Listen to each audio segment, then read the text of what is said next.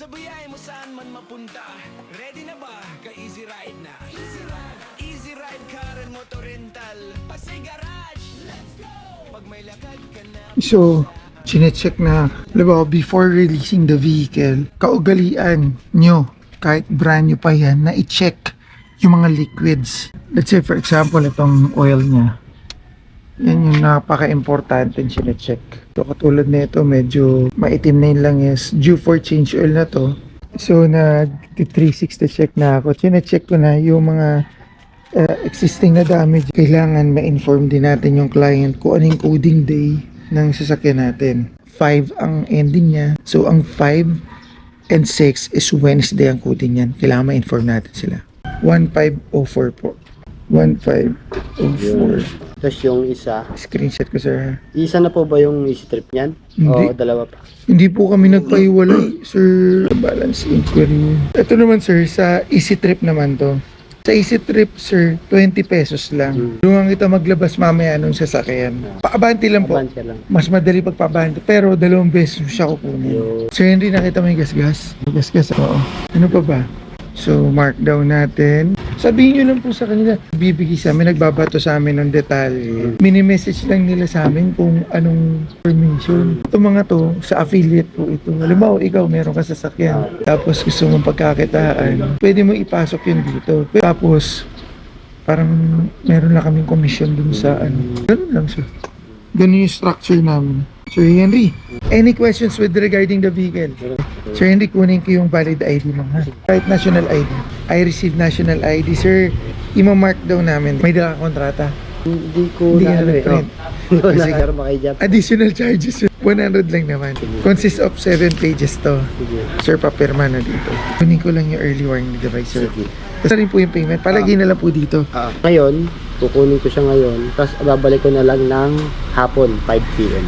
6 p.m. 36 hours. 36 hours. Bali, Madali lang ang computing yan. Nag-deposit na kayo, sir? 500 po. Yung security deposit natin, sir, bali 2,000 yun. Since na nag-deposit na kayo 500, 1,500 na lang. 1,500 na lang. Ngayon, sir, bigyan kita tip. Kung halimbawa, just in case na feeling mo mag-extend ka, magsabi ka na maaga para hindi nila mabigyan ng booking yun. Okay. Kukorek ko siya. Yung dineposit ko, refundable ko yan. Opo. Tapos, sir, dito sa cash na binigay mo sa amin, just in case hindi mo mapa-car wash, nagamit yung loans, dito na lang namin i-charge. Sige. Okay lang man? Oo.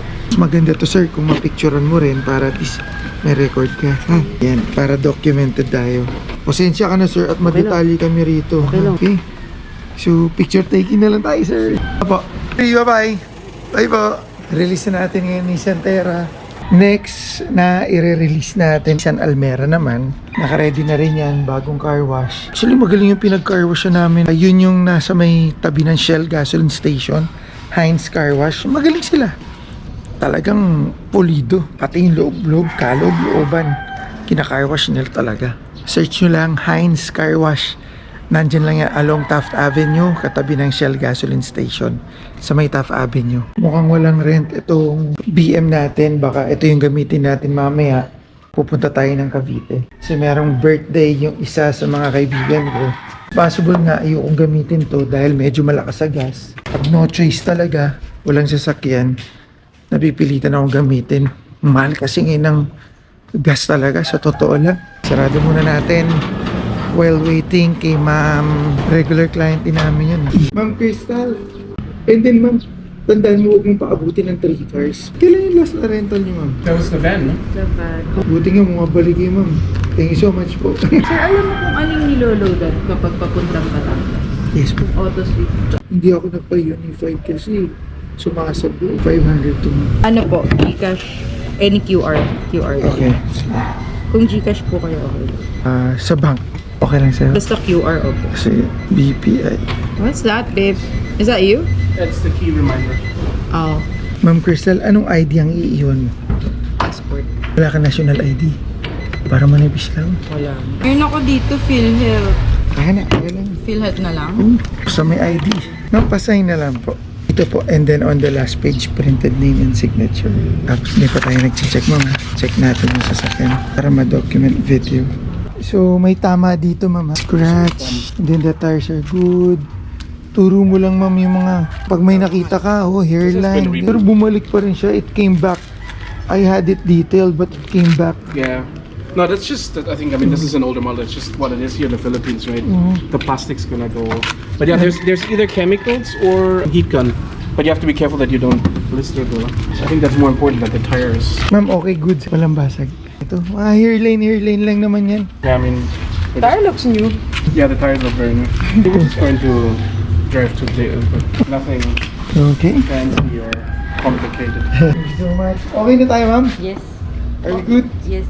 Okay. So, ako na maglabas. You'll drive it outside. Oh, okay, yeah. Second release of the day, Nissan Almera. We are done. Second release of the day. And then mamaya na tayong 9 a.m. ang next na release natin. Sir Alvin, good morning. Sama kita sa content. Is a new client. Ito 360 checking na siya. Sir Alvin, meron pong dent yan. Oh. Kita mo yun, oh. Sa pinto.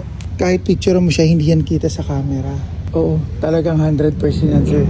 Ako na nagsasabi sa'yo. Kaya mas maganda, videoan mo, turo mo. Hindi, pagkagabi, okay lang na may flash.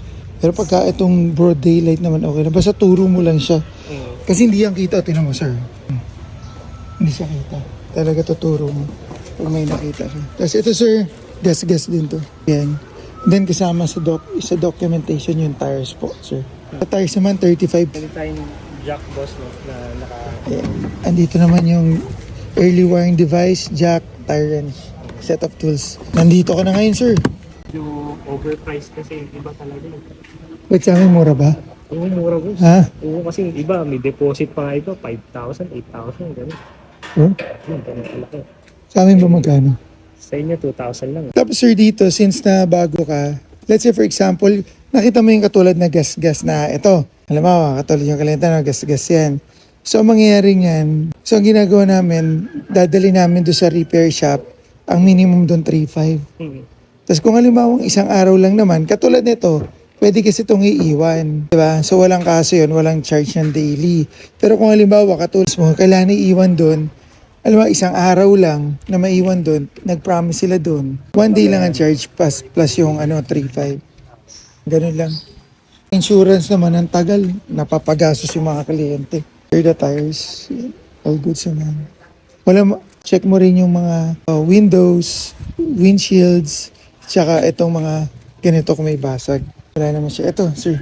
Ito yung unang-unang gas-gas niya. Tapos, tires good. Ito, sir. Ito yung pangalawang gas-gas. And then, yung pangatlo, yun. Windshield okay, sir. Walang basag yung mga headlights, fog lamps. Ito yung pang-apat na tama niyan. Tapos, dito tayo sa loob, sir. Ito naman yung documents. So, expiration, April pa. Ayan, dito mo titignan. Ha? Sir, ito naman yung RFID cards natin. Mamaya, i-disclose ko sa'yo kung magkano yung load. Para hindi na tayo mainitan, dito tayo sa loob. Aso kayo. Ford Everest ang nirent mo, malamang mayaman ka. Dahil, ang mahal na diesel ngayon. 111 current odo natin. 115 next change oil. So, kaka-change oil niya lang din. Every 5,000 yung change oil namin. Tatandaan mo, sir, always check yung mga ganitong klaseng mga components sa sasakyan. Pag magre-rent ka, kasi minsan sablay yung wiper. Kailangan may report mo agad para mapalitan. Yearly kami nagpapalit ng ganyan. Checking ng brakes. Tapos sa lights naman, ayun yung lights. Okay, ganun lang.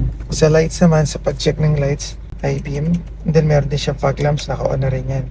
And then sa signal lights, sir, pag-check, kapag ka ito yung normal na blinking. Nag-blink yan, diretso, ibig sabihin may busted din. So sa left, ganun din, okay naman. Tapos, hazard working. Yung sakit na itong Everest, sir, nagbabastad yung taillights. Sa amin, sir, kahit na lumabas ka ng Metro Manila, walang mga additional charges. It's okay. Oh, unlimited. Kahit dali mo ng Baguio to, La Union, okay lang sa amin. Hindi kami maselan.